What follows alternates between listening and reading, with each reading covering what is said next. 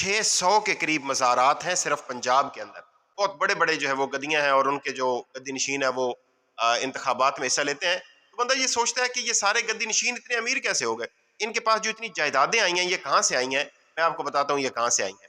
یہاں کے جو گدی نشین ہیں یہ پہلی بار جنگ آزادی کے مجاہدین کو کچلنے کے لیے ایسٹ انڈیا کمپنی کے دستے راست تھے، اور ان گدی نشینوں نے انگریزوں کے حق میں فتوے دیے اور جنگ کو بغاوت قرار دیا، اور انعام کے طور پر جاگیریں ان کو ملی.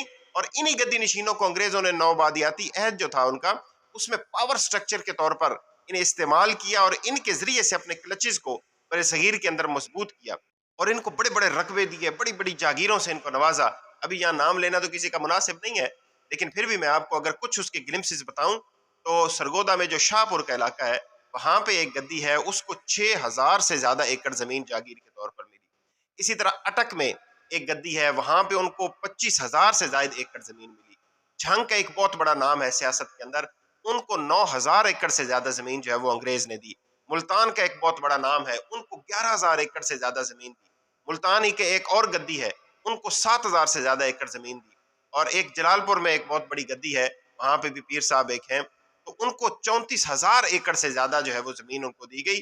گیلانی ہے، ادھر ادھر، آپ جس طرف دیکھیں گے آپ کو پتہ چلے گا کہ اور دی کیوں دی. اس لیے کہ جب جنگ آزادی شروع ہوئی اور اس سے پہلے بھی جب ملتان میں کے اندر ایک پلٹون نے بغاوت کر دی تھی، تو یہ سارے گدی نشین تھے، انہوں نے اپنے اپنے مریدین کو ساتھ لے کے ان مجاہدین کو مارا، ان کو شہید کیا، اور اس کے بدلے انگریزوں سے جو ہے وہ نگد پیسے بھی لیے، اور اپنی اس وفاداری کے صلے میں ان سے جاگیریں بھی وصول کی.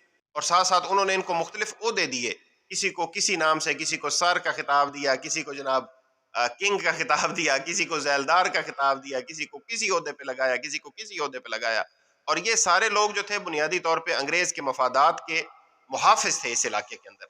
لیکن پھر جب پاکستان بنا اس وقت تو ان سب نے مخالفت کی، چند ایک جو ہے وہ پیران عظام کے علاوہ باقی سب نے پاکستان بننے کی مخالفت کی تھی اور انگریز کا ساتھ دیا تھا.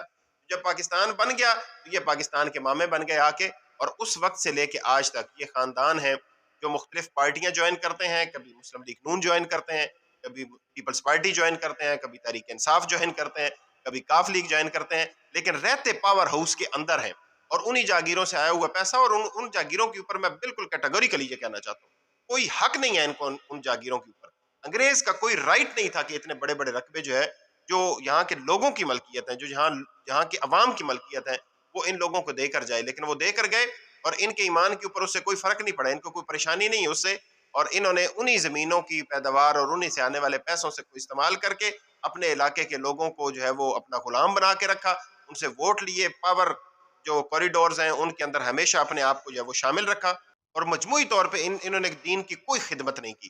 علامہ اقبال کی ایک بڑی پیاری نظم ہے جو آپ نے سنی بھی ہوگی، جس کا پہلا شعر ہے یہ: اٹھو میری دنیا کے غریبوں کو جگا دو، کاخ عمر آ کے در و دیوار ہلا دو، گرماؤ غلاموں کا لہو سوز یقین سے، کنجشک فرومایا کو شاہین سے لڑا دو. اس کا ایک بڑا پیارا شعر ہے، آپ سنیے گا، آپ کو سمجھ آ جائے گی کہ اس میں وہ کس کو مخاطب کر رہے ہیں. وہ کہتے ہیں کہ کیوں خالق و مخلوق میں حائل رہیں پردے، پیران کلیسا کو کلیسا سے اٹھا دو. تو یہ پیران کلیسا بنے ہوئے ہیں، اللہ اور بندے کے درمیان آ کر بیٹھے ہوئے ہیں، ان کے پاس کوئی رائٹ نہیں ہے.